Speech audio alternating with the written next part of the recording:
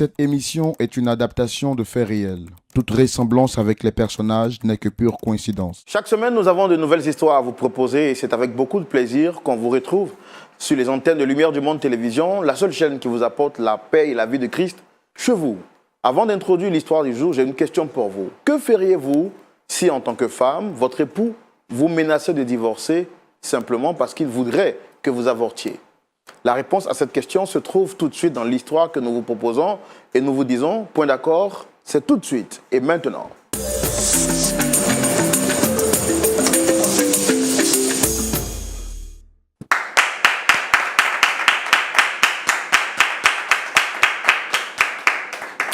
Lorsqu'une question est posée, il nous faut absolument apporter une réponse. C'est pour répondre à cette question que nous sommes ici aujourd'hui avec notre pasteur consultant, le pasteur Jean-Yves Tchoumou, à qui nous disons grand shalom. Pasteur Tchoumou, vous allez bien? Oui, ça va. Shalom, Roland. Super. Oui. Content de vous retrouver. Merci. Moi également. Toujours à votre poste. Oui. C'est là que le Seigneur me veut. Voilà, c'est là que le Seigneur vous veut. Voilà. Et moi aussi, le Seigneur me veut à cette place. Voilà, justement. Voilà. Pasteur Tchoumou, sans frère Roland, c'est inimaginable. Ne voyez même pas sans rêve. Si vous voyez sans rêve, c'est un cauchemar. Il faut prier pour vous réveiller très vite. Allez, que le Seigneur vous bénisse. Et aujourd'hui, nous sommes contents de partager avec vous une nouvelle histoire. Pasteur Tchoumou, on va recevoir notre première invitée sur ce plateau avec votre permission. Bien sûr. Super. Merci public de la recevoir avec vos applaudissements.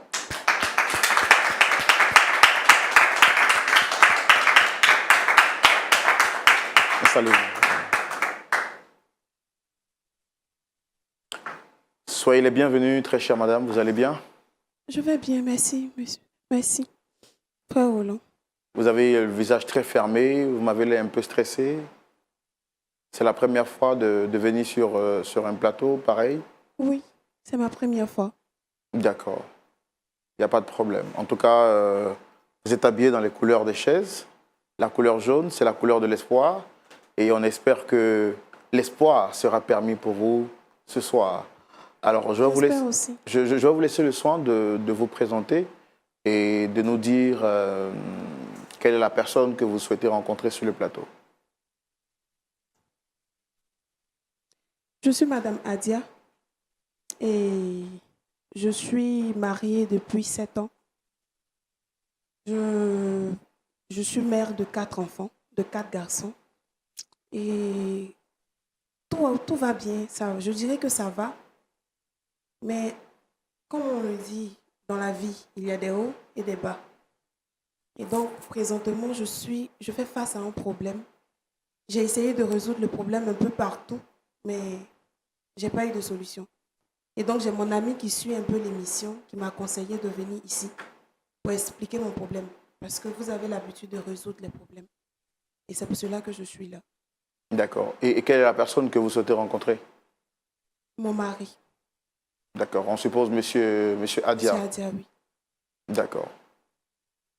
Ok. Il n'y a pas de problème. Bon. Après, c'est vous qui souhaitez le rencontrer. Vous dites qu'il y a un problème avec votre époux. Nous, on veut savoir qu'est-ce qu'il y a exactement, quel est le problème. On va le savoir dans notre rubrique Le Grand Déballage et c'est maintenant. Dame Adia, vous nous dites que vous êtes mère de 4 enfants. Oui. Même si votre visage paraît plus jeune. Mais bon, il ne faut jamais juger une personne par son apparence. Quel est le problème qu'il y a avec votre époux?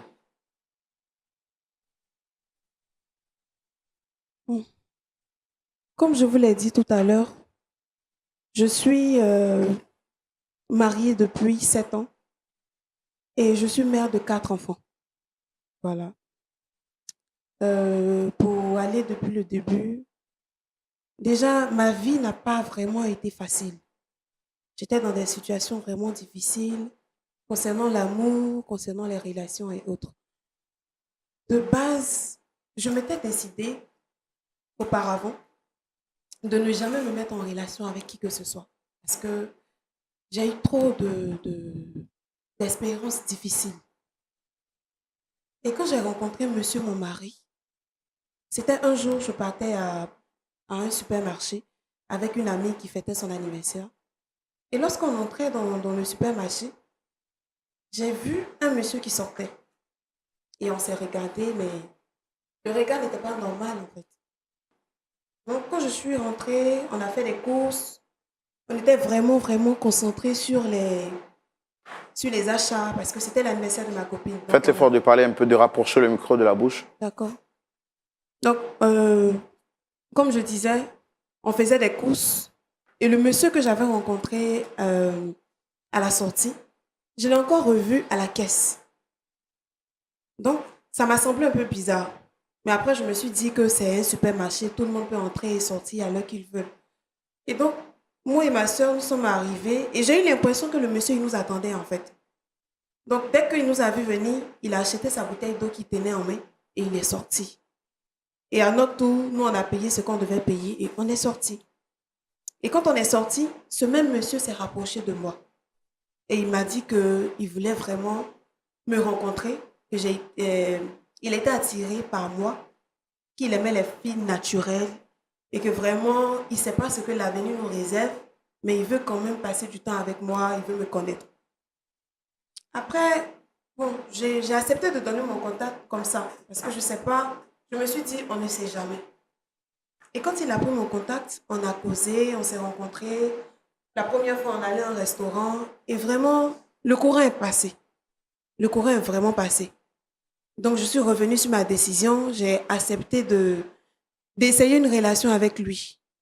Voilà. Et vraiment, par la grâce de Dieu, tout s'est bien passé. J'ai dit Dieu parce que Dieu, c'est notre base. Moi, je suis la fille d'un pasteur. Et tout ce que je fais, je confie à Dieu. Par la grâce de Dieu, tout s'est bien passé. 6 mois après notre relation, il a demandé à rencontrer mes parents.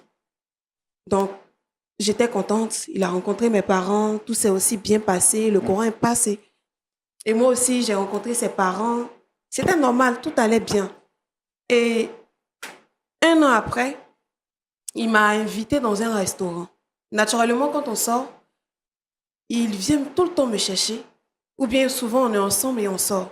Mais ce jour-là, il m'a demandé de venir seul, de venir moi-même parce qu'il était beaucoup chargé au travail. Donc, pour éviter de rester dans l'embouteillage et autres, je suis venue. Mais ce qui m'a semblé bizarre, c'est qu'il m'a demandé de porter une robe rouge. Bon, j'ai porté la robe parce que je me dis que c'est mon mari. Je dois aussi lui faire plaisir, tout ça. Donc, je suis allée au restaurant. Et quand je suis arrivée devant le restaurant, j'ai vu une affiche qui disait « Veux-tu m'épouser ?» Au départ, quand j'ai vu, j'étais contente, mais pour la personne, parce que je ne pensais pas que c'était moi. Je me disais qu'on s'est rencontrés, ça fait quand même 1 an. Donc, en 1 an, ce n'était pas évident pour moi. Et donc, j'étais contente, j'étais vraiment contente pour la personne. Et je suis rentrée dans le restaurant. Le serveur est venu me remettre une enveloppe. Quand il m'a remis une enveloppe, j'ouvre l'enveloppe et c'est écrit « Ève, veux-tu être la femme de ma vie ?» J'étais choquée en fait, parce que je ne sais même pas d'abord qui envoie la lettre.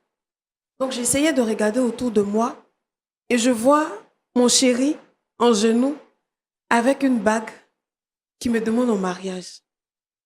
Je ne sais pas comment vous le dire, mais c'était vraiment émouvant pour moi. J'étais en joie parce que c'est un peu comme si quelqu'un venait de m'enlever d'un problème. Et tout s'est bien passé, j'ai accepté. 2 mois après, nous avons fait le mariage. Je pense que par la grâce de Dieu, il n'y a pas eu de problème. Tout s'est bien passé. Et quelque temps après, je suis tombée malade. Je n'allais pas du tout bien. Je sais pas, je ne savais pas ce que j'avais en fait. Mais après, je mettais ça sur le compte du fait, peut-être il y a un palu ou la fatigue, tout ça. Et le 3e jour, ça n'allait pas. J'étais restée à la maison et mon mari était déjà au travail. Donc, je n'ai pas voulu l'inquiéter. Moi-même, je me suis rendue à l'hôpital. J'ai fait des examens de sang et j'ai appris que j'étais enceinte. C'est vrai, j'étais contente. Mais en même temps, j'étais, je dirais, inquiète parce que je ne sais pas comment mon mari allait prendre cela. Mine de rien, il n'a jamais eu d'enfant. C'est vrai qu'on est mariés, mais en même temps, Chacun a sa façon de voir les choses. Donc, j'étais contente, mais j'avais un peu peur. Donc, quand je suis rentrée à la maison, j'ai montré le résultat à mon mari. Et grâce à Dieu, il était content. Il était content. Après ça même, on a fait l'échographie, on attendait des jumeaux. Donc, vous voyez un peu avec moi que la joie se multiplie. Donc, voilà, tout s'est très bien passé. J'ai accouché des jumeaux, les enfants ont grandi, ils se portent très bien. Et 2 ans après, j'ai encore pris une autre grossesse. On était aussi contents. C'est vrai qu'il y avait quelques difficultés, mais bon, comme je l'ai dit depuis le début, dans la vie, il y a les hauts et les bas. Donc, on a surmonté ces difficultés-là. Et j'ai aussi accouché le troisième enfant, qui était encore un garçon. Après, pour être franc, quand j'ai fait les jumeaux, je m'attendais à avoir une fille. Je m'attendais à avoir une fille. Je pensais que j'allais vraiment faire une fille, vu que j'ai fait 2 garçons. Et pour moi, c'était évident que je fasse une autre fille, une fille. Mais malheureusement, Dieu a décidé autrement. J'ai dit malheureusement parce que j'avais voulu avoir une fille. Mais en même temps, un enfant reste un enfant, c'est un bonheur. Voilà. Et suite à cela, tout allait bien. C'est vrai que mon mari s'inquiétait un peu pour moi, au niveau de ma santé, au niveau de la vie des enfants, tout ça. Mais moi, je voulais quand même avoir ma fille. Donc, il a décidé qu'on prenne des pilules pour quand même espacer les grossesses. Ouais, c'est ça, les grossesses. Et aussi, il ne voulait pas qu'il y ait de risques. Mais bon, moi, je tenais à avoir ma fille. Donc, les pilules que le médecin m'a fait prendre, je prenais souvent quand il était là. Et quand il n'est pas là, je ne prenais pas. Parce que je voulais avoir ma fille. Et Dieu le voulant aussi, j'ai encore pris une autre grossesse.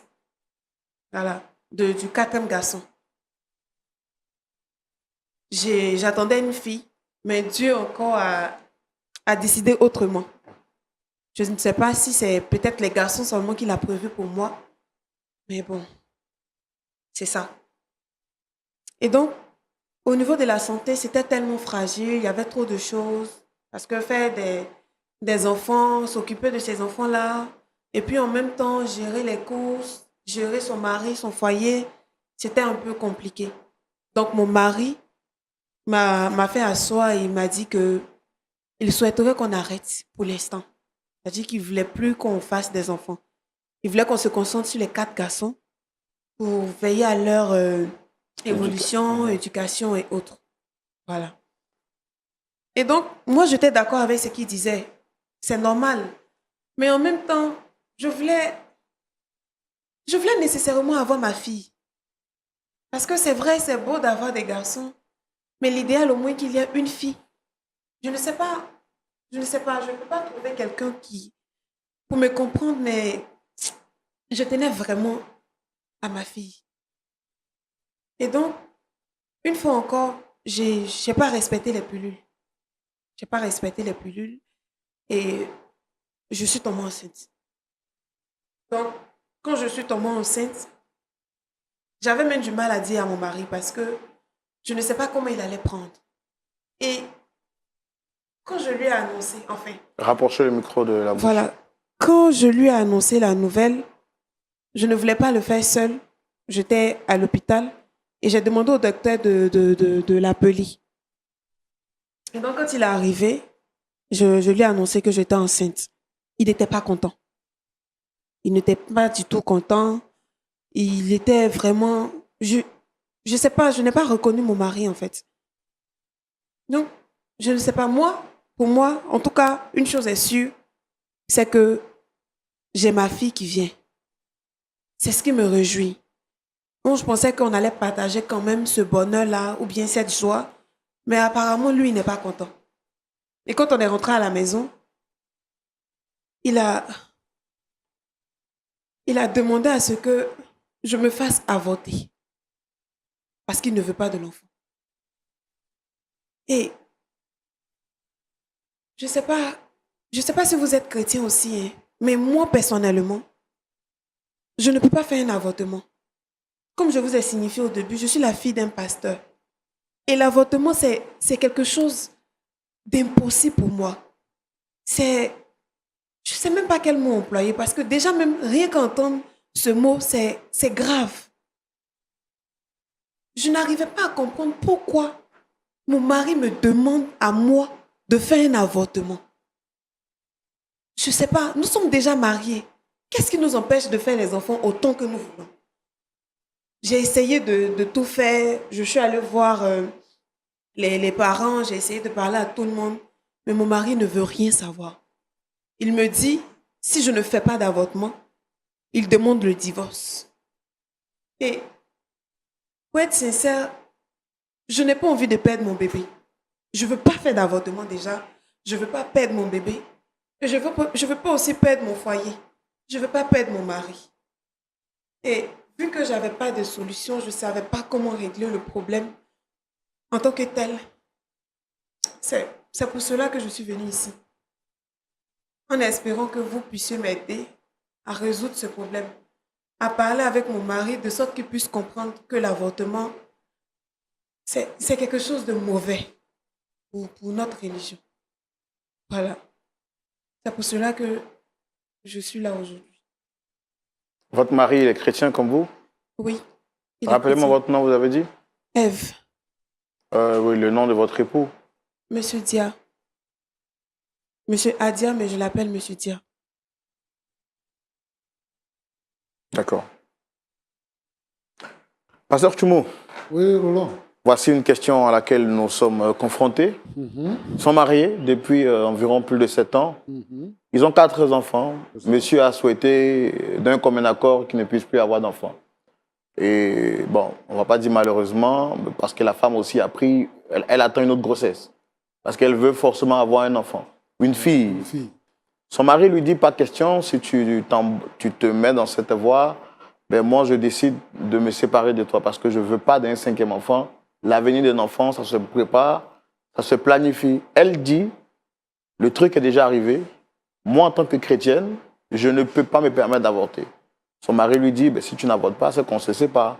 Elle est passée par tous les moyens pour trouver une solution, mais bon, point de solution. Donc elle vient à point d'accord, espérant qu'elle puisse trouver un accord et que l'espoir soit finalement permis, tout comme le jaune qu'elle porte. On va recevoir également son mari. OK. Pour entendre sa version. D'accord. Merci public de recevoir M. Adia sous vos applaudissements, s'il vous plaît.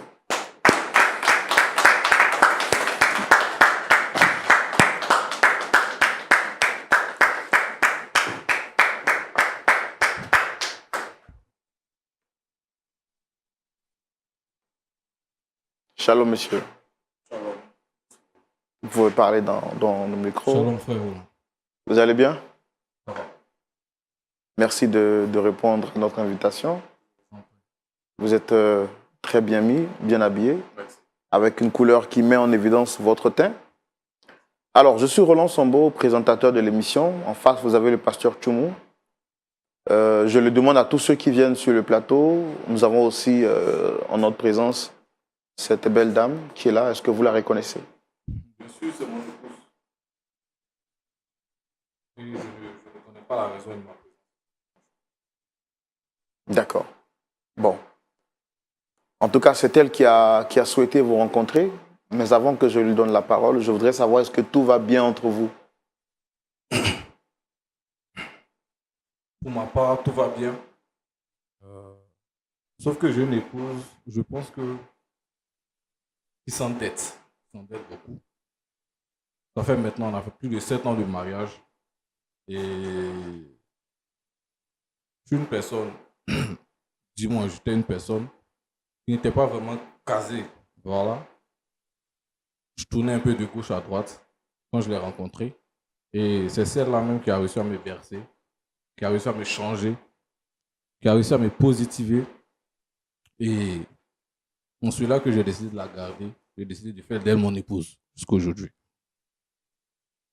Après le mariage, juste quelques mois après le mariage, elle a contracté sa première grossesse. J'étais très content d'être père, d'être nouveau père. Et lors de l'accouchement, il y a eu des complications. Du coup, on a eu recours à faire une césarienne. Pendant la césarienne, on a eu jusqu'à 2 enfants, disons un jumeau. Elle est même tombée dans le coma. Je pensais perdre ma femme. Mais par la grâce de Dieu, tout est rentré en ordre. Elle se porte bien aujourd'hui et les enfants vont bien. 2 ans après, les jumeaux, disons que quel que soit dans la maison, elle me parlait de temps en temps qu'elle voulait une fille, tout et tout. Mais je lui faisais comprendre qu'un enfant, c'est un enfant. Il y a des personnes qui n'arrivent pas à avoir d'enfants du tout. Et nous, on a 2 magnifiques enfants, donc on a 2 magnifiques garçons. Et je pense qu'on doit bénir le nom de Dieu pour ça. Mais elle continue à me parler de ses idées d'avoir une petite fille, tout et tout. Et 2 ans après, les jumeaux, elle a contracté une autre grossesse.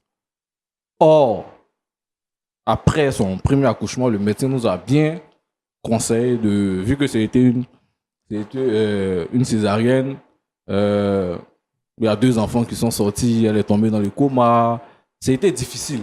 Donc, il nous a conseillé de ne pas faire d'enfants jusqu'à 5 ans. Il nous a donné des pilules. Je veillais à ce qu'elle les prenne tout et tout. Mais elle est tombée enceinte. C'est vrai qu'il y avait un petit pincement. Mais je me dis, c'est un enfant après tout, c'est mon enfant. Qui sait, peut-être c'est la fille dont elle rêvait là. Donc, je me suis mis, je l'ai suivi, je l'ai soutenu. Et on a encore fait un garçon.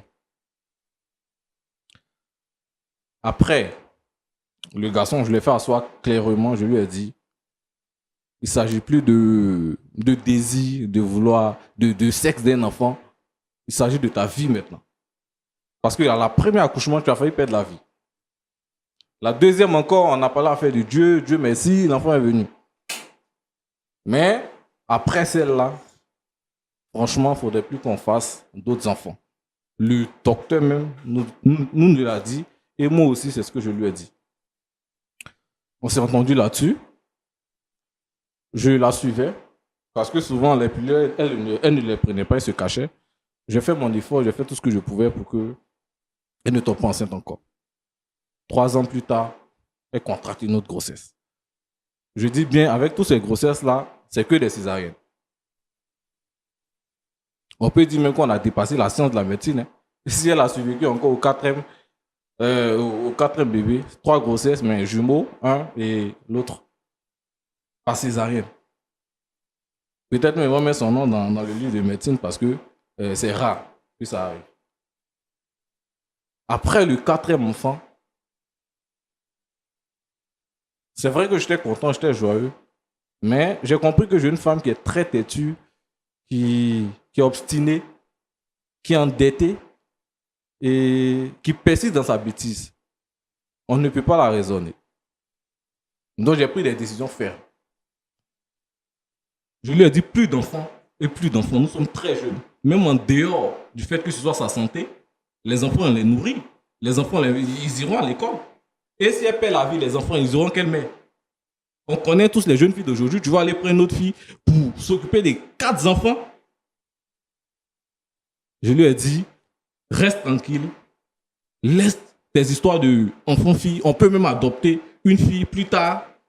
Mais prenons soin de nos enfants qui sont déjà là. Parce qu'un enfant, c'est pas un jour, c'est pas 2 jours, c'est pas un téléphone. Ils sont là toute notre vie. Voilà. Donc, j'ai été très dur. Je lui ai fait comprendre ça. Mais encore, j'ai pris sur moi. Voilà, c'est la fille d'un pasteur. Son papa m'a appelé. Il m'a fait asseoir, il m'a parlé. Et j'ai pris note. J'ai compris. J'ai regardé Dieu aussi. Et j'ai accepté ce 4e enfant. J'ai accepté encore de la soutenir encore. Parce qu'après chaque accouchement, il vous assure que c'est un calvaire. C'est un calvaire. C'est un gros calvaire. C'est un gros calvaire. Pour que les cicatrices là, c'est un gros calvaire. Parce qu'à chaque fois, c'est dans la même plaie. Mais j'ai surmonté tout ça. Et je la surveillais rigoureusement. Parce qu'il ne faudrait plus qu'il y ait un 5e bébé. Et c'est dans ce moment-là, elle se cachait, elle annonçait des voyages. Je vais chez ma mère faire 2 mois. Je vais chez mon père. Mon entreprise m'envoie en mission, etc.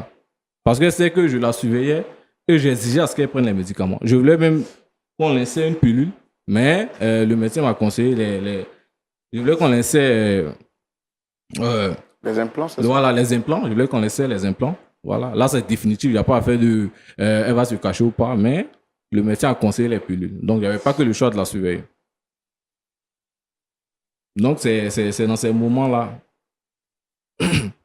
un bon matin, elle m'annonce le matin au réveil que elle est enceinte.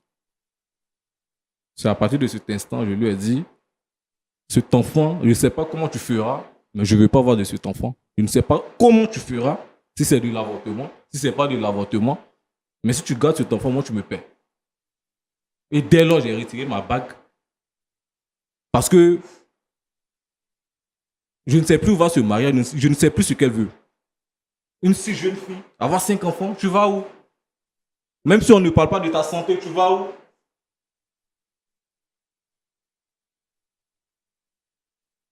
Donc moi, je ne veux plus de ce mariage. Si elle veut cet enfant, je ne veux plus de ce mariage. Alors donc vous dites que vous ne voulez pas de cette grossesse. Si elle garde la grossesse, elle vous perd. Parce que je ne veux pas ça mord sur ma conscience. Parce que cette grossesse, je suis sûr que c'est sa tombe qu'elle est en train de creuser comme ça. Parce que toi, tu es Dieu. Comment tu fais pour savoir que c'est ma tombe? C'est quelle manière de réfléchir ça? Donc chaque jour quand tu pars t'asseoir à l'église, c'est comme ça que tu réfléchis. Donc les 2, les 3 fois qu'on a fait l'accouchement, tout s'est bien passé. C'est qui? C'est grâce à qui? C'est grâce à Dieu. Et qu'est-ce qui te fait dire que l'avortement dont tu parles là, je ne vais pas mourir? C'est à cause de ce Dieu-là que j'ai gardé le 3e et le 4e enfant. Les médecins, leur connaissance, ça vient de qui? Ça veut rien dire. Mais si c'est Dieu qui dit. Ces médecins dont tu parles là, c'est Dieu. C'est grâce à Dieu qu'ils existent. Mais va coucher à l'église. Va coucher à l'église. Tu vas faire quoi à l'hôpital? La césarienne, c'est les anges qui descendent. C'est les anges qui t'ont opéré. C'est pas un médecin.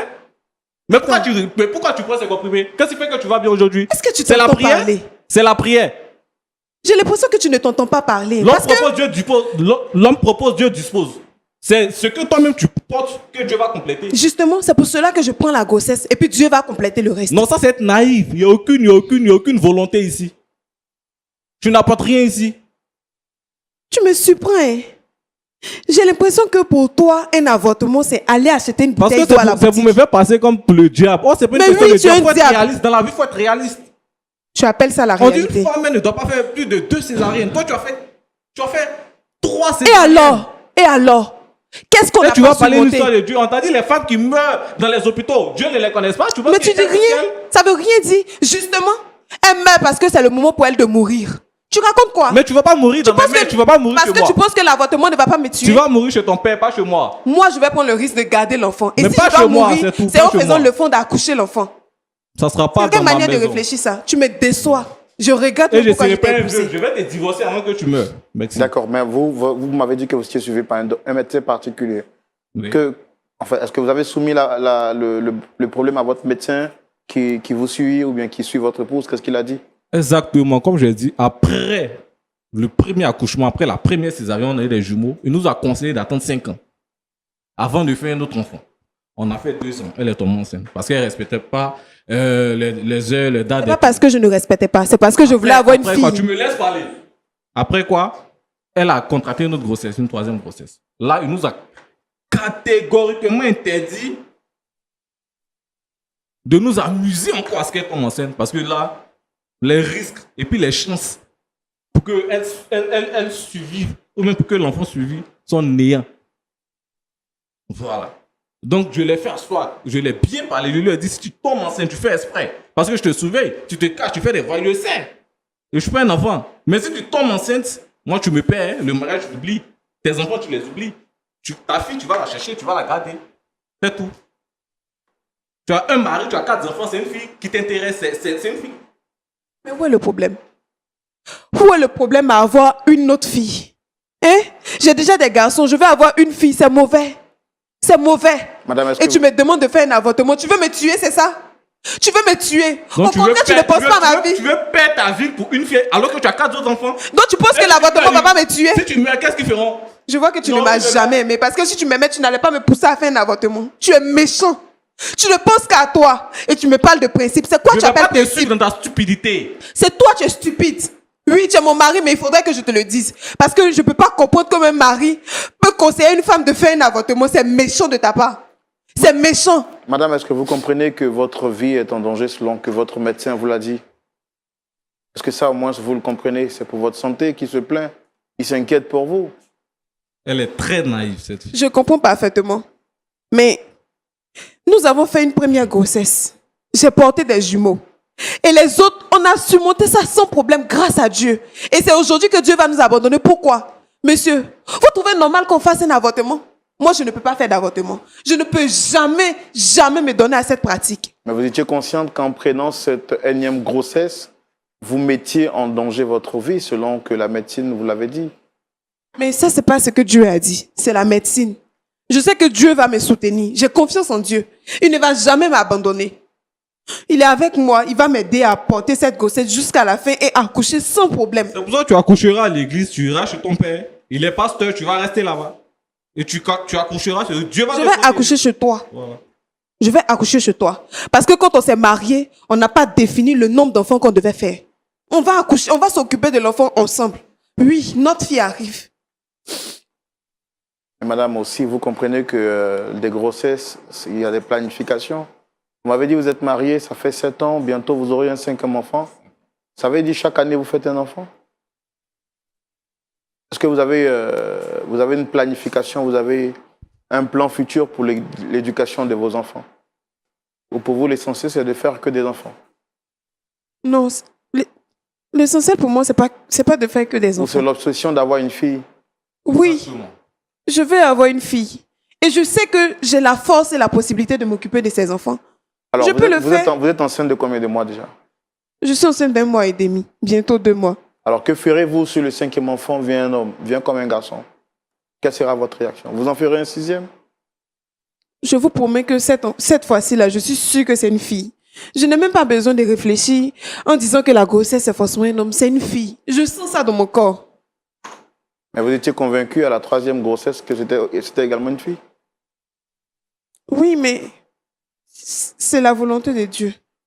Et je pense que cette fois-ci, c'est une fille. D'accord. Monsieur Adia, est-ce que vous comprenez quand même aussi votre épouse de vouloir avoir une fille? C'est parce que je l'ai compris que j'ai toléré la 2e grossesse, que j'ai toléré la 3e grossesse. Il ne s'agit plus d'avoir une fille. Il s'agit de sa vie. Il s'agit de la vie de ma femme. Il s'agit de la vie de la mère de mes enfants. Attends, on parle de la vie de qui? Il s'agit plus C'est d'avoir moi, je une fille. décide de prendre On peut l'enfant. adopter hein. une fille. Mais je ne comprends plus Des rien. personnes, elle peut accoucher un garçon encore. Et après quoi? Elle va faire quoi? Elle va prendre encore, et encore, et encore. D'accord. Mais là, Elle a un peu de sagesse. Tu parles de Dieu. Dieu, là, il est sage. Elle a un peu de sagesse. mais là, elle porte déjà la grossesse qui dure depuis 1 mois et demi. Et vous lui demandez de faire un avortement. Est-ce que la Bible est pour l'avortement? La Bible n'est pas pour l'avortement, mais c'est la Bible. C'est Dieu qui a donné la sagesse, l'intelligence aux médecins de créer la médecine. Même quand la médecine n'a pas été créée, la médecine moderne n'a pas été créée, nos parents, ils avaient des feuilles. Ils utilisaient ces feuilles, aujourd'hui, ils ont transformé en comprimés, etc. Mais si c'était que Dieu, il n'allait pas avoir la médecine, on n'allait pas utiliser les feuilles, pas de comprimés. Quand quelqu'un est malade, il va à l'église, on prie pour lui, il guérit. Mais avant même de prier, il boit des médicaments. S'il prie, qu'il ne suit pas son traitement, il va mourir. Ce n'est pas une question de Dieu. Si elle n'arrivait pas à enfanter, qu'elle priait, Dieu peut faire un miracle pour qu'elle ait un enfant. Elle est une fibrome, Dieu peut faire un miracle pour que ça tombe, pour qu'elle ait un enfant. Mais tu as des enfants, tu n'arrives pas à avoir une fille. Ça, Dieu, il n'est pas dans ces détails. Il t'a donné un enfant, oui ou non. Il t'a donné 2 enfants, oui ou non. Il t'a donné 4 enfants. C'est qu'à ton âge, tu vas où? C'est pas une question de Dieu. Dieu même n'est pas dans sa Je Bible. t'ai dit que si je faisais la C'est pas fille, une c'était question de fini. J'allais plus faire d'enfants. Pourquoi tu ne veux pas comprendre? C'est ce que je t'avais dit à la 3e grossesse. Ne pleure pas ici. Ne fais pas ton numéro de pleurer. Ne fais pas ça ici. Donc, vous êtes ferme sur votre décision? Très ferme. Je ne sais pas comment elle va s'arranger. Mais si elle veut de ce foyer, elle veut de ses enfants, cette grossesse-là, moi, je ne la veux pas. Et pas du tout. Et je suis catégorique. J'ai toléré la 3e. J'ai toléré la 2e et la 3e. Ça, je ne peux plus. Je suis à bout. D'accord, ok. Nous allons prendre l'avis de notre pasteur consultant, le pasteur Jean-Yves Tchoumou, et ça sera dans la rubrique à la loupe de la parole. Pasteur Tchoumou. Oui, mon frère Roland. Chaque jour quand on dort, on se réveille, il y a une nouvelle histoire. Il y a un nouveau dossier. Alors, voici monsieur, madame Adia, venus sur ce plateau, très jeunes. Mais bon, il ne faut pas juger les gens à l'apparence. Il y a des gens qui ont de la vigueur. Très jeunes, avec 4 enfants. La 5e, bien pour ne pas dire l'autre grossesse qui va donner bientôt peut-être naissance à un autre enfant, est une grossesse à risque pour madame. Monsieur dit qu'il ne veut pas risquer de perdre sa femme pour lui. Il faut nécessairement que son épouse avorte. Parce que le médecin traitant qui les suit lui avait dit que ce serait une grossesse à risque. Vous avez suivi l'histoire avec moi de bout en bout. Quel est votre point de vue sur la question? Ok, merci Roland. Voici, ma fille, comment tu vas? Je vais bien, papa. D'accord. Tu veux faire une fille? Oui, papa. D'accord. Tu sais qu'il y a des femmes qui ne font pas d'enfants, non? Elles ne font pas d'enfants du tout. Elles vont à l'hôpital, elles vont voir les gens pour prendre des médicaments. Tout le temps, elles sont en train de faire des médicaments, en train de se puriger et tout ça, mais enfant ne vient pas. Là, ça aussi, tu sais ça. Oui, papa. Et Dieu, lui, t'a donné enfant. Il t'a donné des jumeaux, et puis tu as eu 2 autres enfants, ce qui fait 4 enfants. Tu penses pas que c'est un moyen pour pouvoir glorifier le Seigneur? Oui, Ton mari dit qu'il n'est pas contre le fait que tu fasses des enfants. Mais c'est que toi-même là, tu ne peux pas accoucher par la voie basse. Pour faire un enfant, il faut qu'on te fasse une césarienne. Ça fait déjà 3 fois que tu es passé par des césariennes. Il s'inquiète parce qu'il ne veut pas te perdre.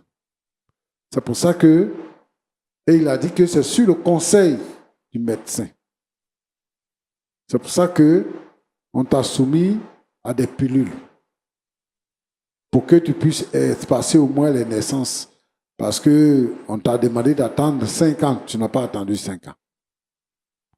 Bon, Roland te posait la question tout à l'heure. Est-ce que tu ne penses pas qu'il y a un risque de prendre une grossesse encore? Non, papa. Je pense que avec les difficultés qu'on a eues auparavant, Dieu nous a aidés.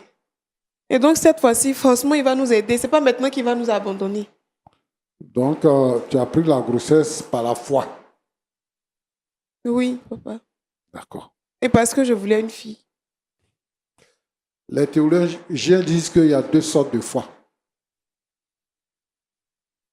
Il y a la foi rationnelle et il y a la foi fidéiste.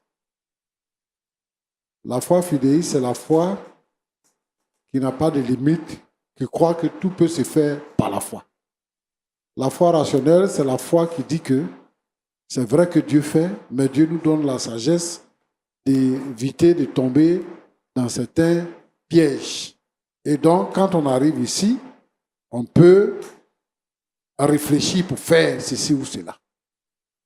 Je comprends que tu sois la fille d'un pasteur et que tu sois élevée dans des conditions soumises à une éducation chrétienne ferme. Et moi, je t'envie pour cela. Mais ma fille, c'est ta vie qui est en danger. Ce n'est pas parce que ton mari ne veut pas que tu es un enfant, que tu es une fille. Mais le médecin dit que à ce stade-là, tu vas perdre la vie. Donc, le mieux aurait que tu ne sois pas tombée enceinte. Moi-même, je suis opposé à l'avortement.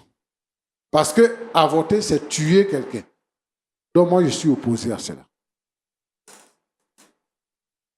Donc, c'est à cause de toi-même. À cause de toi-même. Il ne veut pas que tu meurs en donnant la vie à un enfant. Il ne veut pas que tu meurs. Mais 4 grands garçons, c'est déjà bon. Quand ils vont se marier là, ils vont prendre des femmes. Et ils vont faire, si tu n'as pas fait de filles, ils vont faire filles pour te donner. Tu risques ta vie, ma fille. Et nous tous ici sur le plateau là, on ne veut pas que tu meurs. Au nom de Dieu là, les gens tombent dans les travers. Dieu m'a dit, je crois que Dieu va faire ça. Dieu est capable de faire ça. C'est Dieu lui-même qui m'a donné. Et ça appelle les gens. Ça nous éloigne même du royaume de Dieu. Ça nous éloigne du royaume de Dieu. Et à ce stade-là, nous, on va dire que tu vas au suicide. Parce que tu fais exprès. Tu vas au suicide. Tu es en train de discuter avec ton mari. Ça prouve que tu ne respectes pas ton mari. Ça dit que même tu ne prends pas les pilules là, tu ne respectes pas ton mari. Et tu viens sur le plateau, il est en train de parler de ta vie, hein. Et puis toi, tu discutes avec lui. Tu fais exprès pour tomber enceinte. Si tu as accouché normalement, c'est pas compliqué. Tu fais quel travail? Tu fais quel travail? Je travaille dans l'événementiel. D'accord. Donc, si tu peux t'occuper de tes enfants avec l'argent que tu gagnes, donc ce n'est pas un problème. C'est ça? Je ne veux pas perdre mon mari aussi. Bon, en réalité, tu ne vas pas perdre ton mari. Mais la personne qui a le plus grand besoin de l'autre, c'est ton mari. Ton mari, lui, veut que tu sois là, que tu sois en vie et que tu puisses élever les enfants qui sont déjà vivants, qui sont là. C'est ce que ton mari veut. Moi, je veux que tu retournes voir le médecin pour voir ce que le médecin va te dire par rapport à la grossesse que tu viens de constater, pour voir ton avenir toi-même. Voilà. C'est ça que je peux te dire pour l'instant. Mon petit, Papa, merci d'avoir accepté de venir je vous en prie. et de nous éclairer un peu sur la situation que tu vis à la maison avec ton épouse. D'accord. Mais tu sais que nous, les chrétiens, on n'avorte pas. On n'avorte pas. Donc, ce que moi, je peux vous conseiller, c'est que il faut enlever la colère de ton cœur. Ta femme, comme tu l'as si bien dit, elle est naïve. Et en réalité, elle ne comprend pas qu'il y a un danger qui la menace. Il faut que tu ailles avec elle chez le médecin pour que le médecin parle avec elle et que le médecin lui-même, il prenne la décision qui s'impose. Tu ne peux pas dire à ta femme qu'il faut avorter. Parce que on vous a dit que si elle devait contracter une grossesse, il fallait 5 ans. Mais en 2 ans, elle a pris une grossesse et elle a pris une autre grossesse et elle est vivante. Donc, il faut aller voir le médecin pour que le médecin vous dise ce qu'il y a lieu de faire. Que toi-même, de décider de faire l'avortement. Moi, je comprends. Mais tu sais, souvent, Dieu aime les personnes naïves. Jésus dit que laissez venir à moi les petits enfants. Parce que le royaume des cieux appartient à ceux qui les ressemblent. C'est-à-dire que les enfants, ils sont naïfs. C'est pour ça que Dieu aime ceux qui sont comme les enfants. Allez-y voir le médecin. Et il faut être moins dur avec ta femme. Et selon ce que le médecin va dire là, il faut impliquer son père là-dedans. Son père, il est pasteur et c'est votre pasteur. Il faut l'impliquer dans le problème. Pour que lui-même, il puisse parler à sa fille avec le médecin. Pour que la raison puisse triompher. C'est ce que je peux te donner comme conseil. Mais que ce soit toi ou que ce soit un autre frère en Christ, vraiment, qu'aucun frère ne dise à sa femme, va faire un avortement. C'est comme par exemple, s'il y a une âme ici, je vais vous la remettre et puis je dis, tirez sur moi.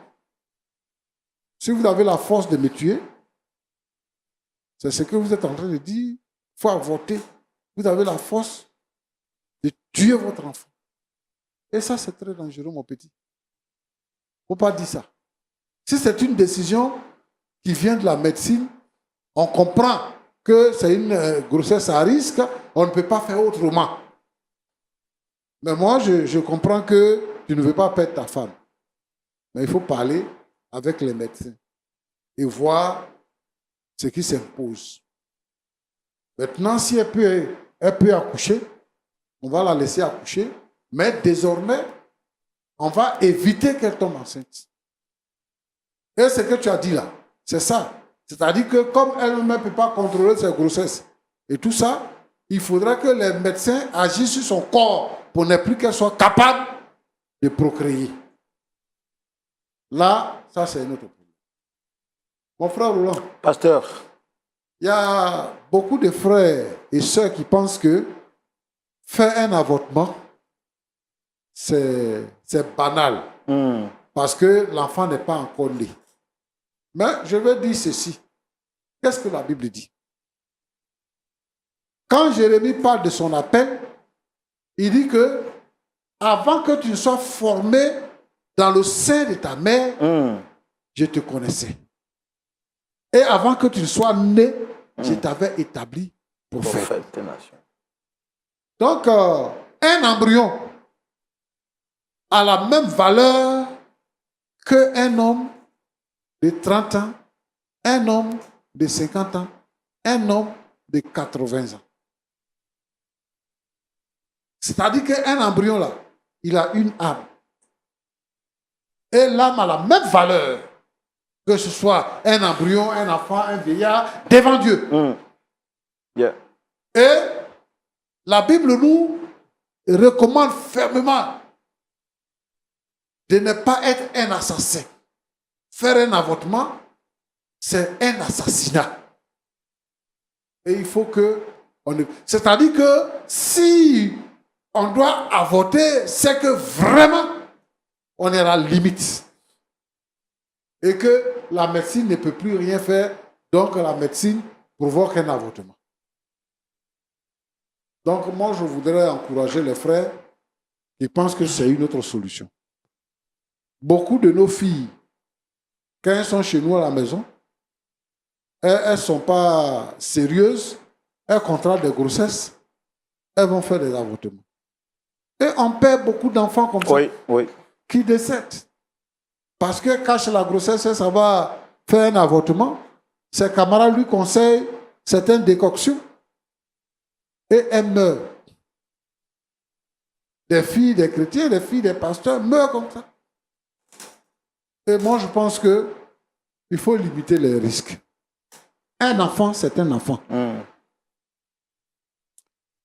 Un enfant qui naît là, on ne sait pas ce qui va devenir demain. Aujourd'hui, quand on voit les gens, les cadres de chez nous, on est content. Quand dans votre famille, il y a un ministre, quand vous causez avec les gens, vous êtes fiers de le présenter, de dire que telle personne-là, c'est mon oncle. Le ministre, là, on est des mêmes villages. Si sa mère avait avorté, il ne serait pas cadre de votre village, il ne serait pas ministre. Si la maman de pasteur Tchoumo vous avez avorté, je ne serais pas là aujourd'hui. C'est clair. Et les enfants qu'on met au monde là, ils viennent pour nous remplacer. Nous, on est là, on est en train de passer. Les enfants qui naissent là, parce que nos parents ne sont plus là. Donc, c'est les enfants qui viennent pour nous remplacer. Si on commence à tuer les enfants, alors il n'y aura plus, on va examiner la race humaine. Donc, moi, j'invite les frères et les sœurs à ne pas tomber dans le piège du diable. Un avortement, c'est un assassinat. Ce qu'il faut faire, c'est d'éviter le péché. Pour ceux qui ne sont pas mariés, il faut éviter l'impudicité. une vie sexuelle qui n'est pas rangée. Il faut éviter ça. Et marcher dans la droiture.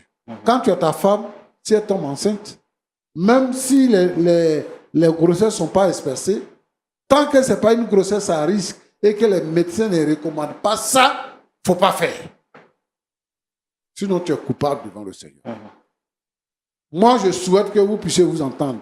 Comme j'ai dit là, il faut partir avec ta femme, allez-y chez le pasteur, son père, parler avec lui et aller voir le médecin pour voir la décision. Je ne veux pas vous manquer de respect, Oui. mais je préfère perdre un enfant que de perdre ma femme et un enfant. Oui. La Ça, je limite suis dont vous d'accord. parlez là, le médecin nous a déjà donné des limites. Ouais. Après la première grossesse, on nous a donné des limites. Après la deuxième grossesse, on a donné les limites. Après la troisième grossesse encore, moi je ne peux plus. Si tu gardes cet enfant, tu ne peux plus.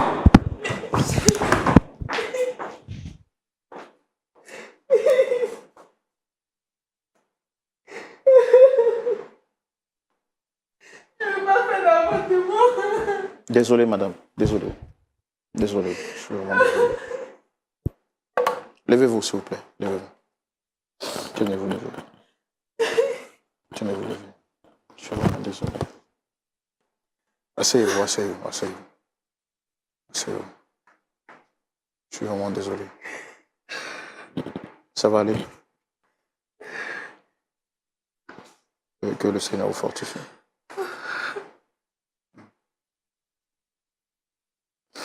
Wow.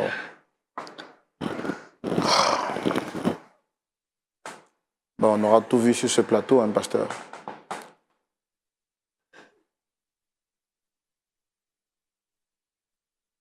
Pasteur, je pense que ce frère, il a besoin de Jésus. Oui. Il est vraiment touché. Est-ce que vous pensez que c'est un manque de foi? Non, ce n'est pas un manque de foi. Mais il est en train de traduire un besoin réel. Moi, je pense que ce que je dois faire, c'est que j'aurai besoin du contact du pasteur, ce qu'a dit son père, pour parler avec lui, D'accord. pour voir ensemble ce qu'on doit faire. Comment est-ce qu'on peut les aider? Comment on peut régler ça? Parce que ce qu'il dit là, c'est réel. On n'a pas la deuxième grossesse. C'est vrai. Et il y a vraiment un risque. Et moi, je pense que ma fille doit comprendre que ce que lui dit là, ce n'est pas vraiment à cause de lui-même, mais c'est à cause d'elle. Et les sœurs doivent comprendre certaines choses. Parce que quand les sœurs se marient là, elles sont avec leur mari, elles n'ont plus de limites. Elles se croient obligées de faire tout ce qu'elle a envie de faire parce que c'est son mari et son mari va tout accepter. Mais il parle d'un problème de vie et de mort. Donc je pense que c'est une question qui mérite réflexion. D'accord. Comme vous avez dit, on va tout faire pour vous mettre en contact, pour mettre l'équipe en contact avec son pasteur, qui est son père, et puis avec son mari, qui est parti vraiment tout en colère, voir comment est-ce qu'on peut vraiment trouver un point d'accord final. Pasteur, le temps est vraiment, nous sommes vraiment à la fin, mais un mot quand même, en 30 secondes, par rapport aux personnes qui font des enfants d'un genre, d'un sexe, et qui se battent forcément pour avoir le sexe opposé. Un enfant, c'est un enfant. Qu'il soit garçon, qu'il soit fille. L'enfant, là, quand tu le mets au monde, c'est le temps qu'il passe chez toi à la maison. C'est ça. Quand son temps va arriver, il va partir. Il ne sera plus là. Que ce soit fille, que ce soit garçon. Aujourd'hui, là, il y a des filles qui sont directeurs de société. Il y a des filles qui sont ministres. Aujourd'hui, dans notre pays, il y a des filles qui sont ministres, qui sont là et à des postes élevés, des commissaires, des lieutenants, des machins, tout ça. Il y en a. Et dans les pays qui nous entourent, même dans un pays limitrophe, il y a une femme qui a été présidente de la République. C'est quoi on cherche aujourd'hui? Un enfant, c'est un enfant. Si tu n'as pas eu d'enfant, ça se comprend. Mais Dieu t'a donné un enfant. Il faut te contenter. D'accord, pasteur. Oui. Avant de se dire au revoir, je voudrais quand même, je vois madame qui est vraiment en pleurs, je ne peux pas lui demander de dire quelque chose. Pasteur, est-ce qu'on peut prier vraiment pour ce couple, mais également pour toutes les personnes partout à travers le monde qui pourraient traverser les mêmes situations? Nous te disons merci, Seigneur Jésus. Je te prie, Seigneur, pour tous les couples où il y a un problème de ce genre. Où, Seigneur, notre Dieu, notre Père, des difficultés naissent à cause du sexe de l'enfant. On traite certaines femmes de mauvaises femmes parce qu'elles ne font que des filles. Seigneur, notre Dieu, notre Père, je te demande d'agir dans les cœurs et que les gens comprennent que chaque enfant est précieux devant toi et que chaque enfant est précieux pour sa famille. Si on a même eu un seul enfant, c'est une bénédiction. Je te prie, Seigneur notre Dieu, de permettre que les uns et les autres puissent comprendre. Et Seigneur, que l'harmonie puisse régner dans les couples. Je te prie pour ce jeune couple qui passe par des moments difficiles. Regarde comment le jeune homme a quitté le plateau. Seigneur notre Dieu, permet que nous puissions trouver une bonne décision. Que la gloire te revienne. Bénis ce couple, Seigneur, au nom de Jésus. Amen. Amen. Merci beaucoup au couple Adia. Merci au pasteur Choumo et à toute l'équipe. Merci à tous ceux qui sont dans l'ombre et qui travaillent durement pour la réalisation de cette émission. Je pense à toute l'équipe technique, aux cadreurs, aux réalisateurs, à tout le monde. Que Dieu vous bénisse et que sa grâce soit avec vous. Mais également, merci à vous, très chers téléspectateurs, vous qui restez chaque jour fidèles à votre émission et qui ne manquez pas de témoigner votre amour à cette émission. Je le dis et je le rappelle, vous pouvez soutenir votre émission, point d'accord, tant avec les prières, mais également avec vos dons, selon que le Seigneur vous mettra à cœur. Je vais également dire merci à cette boutique partenaire, la boutique Bara, qui m'a permis d'être vêtu de cette très belle tenue. Que le Seigneur vous bénisse abondamment. Dites-moi si vous étiez à la place de Madame Adia, qu'auriez-vous fait? Auriez-vous gardé cet enfant ou auriez-vous accepté de commettre l'avortement, sachant que c'est un crime? Et puis, si vous étiez l'époux de Dame Adia, est-ce que vous auriez eu la même réaction? Est-ce que vous auriez quitté ce plateau en colère? Bon, les réponses à toutes ces questions justifient que le dialogue se poursuive chez vous. Prenez soin de vous et n'oubliez pas que avant que vous ne naissiez, le Seigneur vous connaissait depuis le sein de votre mère. Il a un plan, il a un projet pour vous. Il n'est pas encore tard parce qu'il est fidèle. Que Dieu vous garde. Rendez-vous ce samedi à partir de 19h pour suivre le culte en direct sur Lumière du Monde Télévision. Shalom et que Dieu vous bénisse. Au revoir.